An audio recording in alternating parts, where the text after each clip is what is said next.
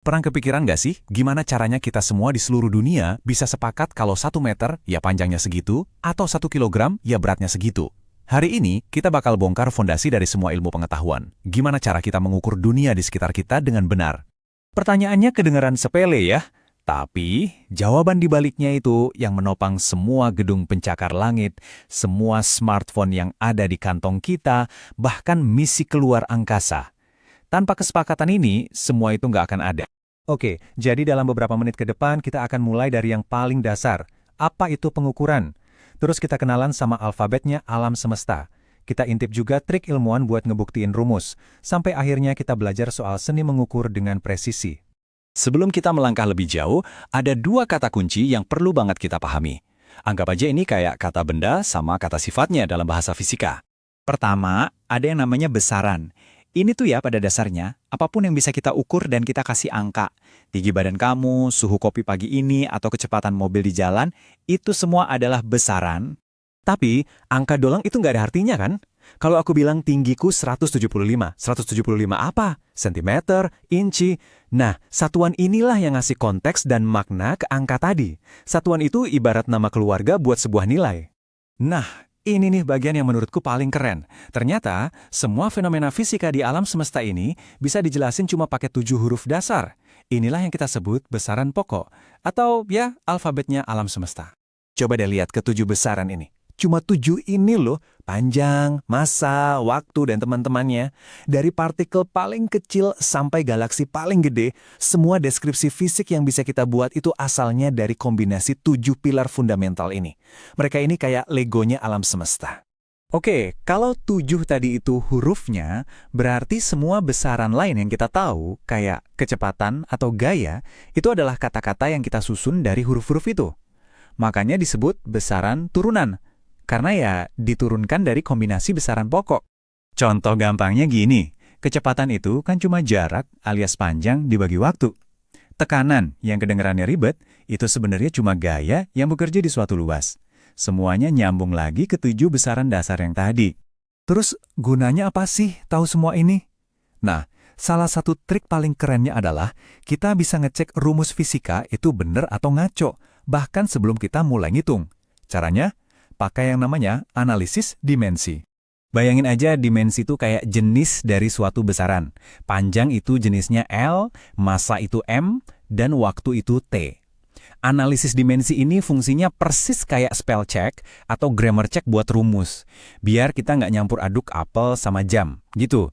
Coba lihat contoh ini, anggap aja kayak timbangan. Di sisi kiri kita punya panjang, dimensinya L. Di sisi kanan ada kecepatan dikali waktu. Dimensi kecepatan itu kan panjang dibagi waktu. Jadi L per T, terus dimensi waktu itu T.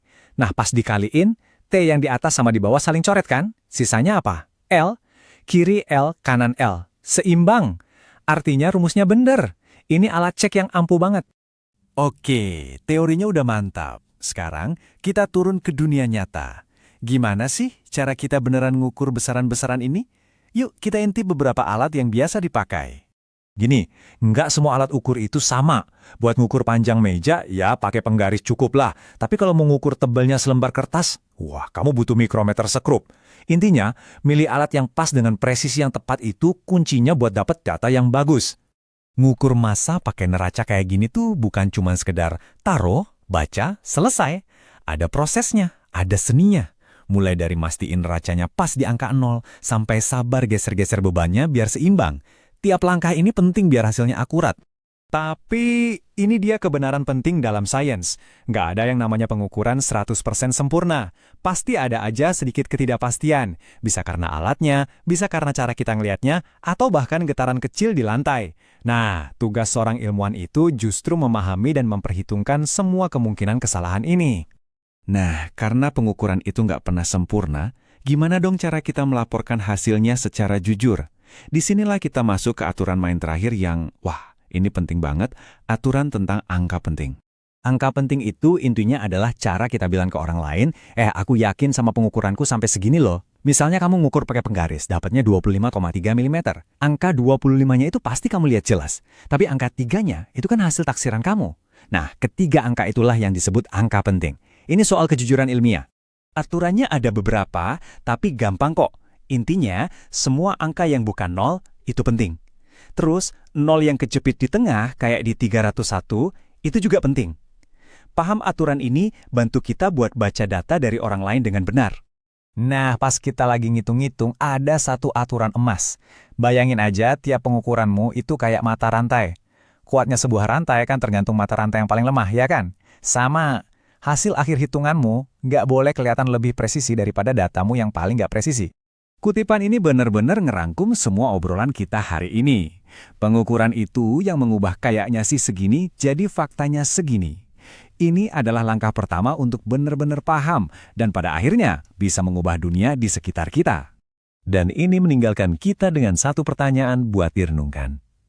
Kalau tiap pengukuran pasti ada sedikit ketidakpastiannya, apa kita bisa benar-benar tahu ukuran asli dari sesuatu? Mungkin nggak akan pernah 100% pas.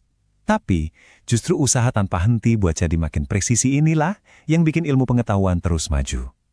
Terima kasih sudah menyimak.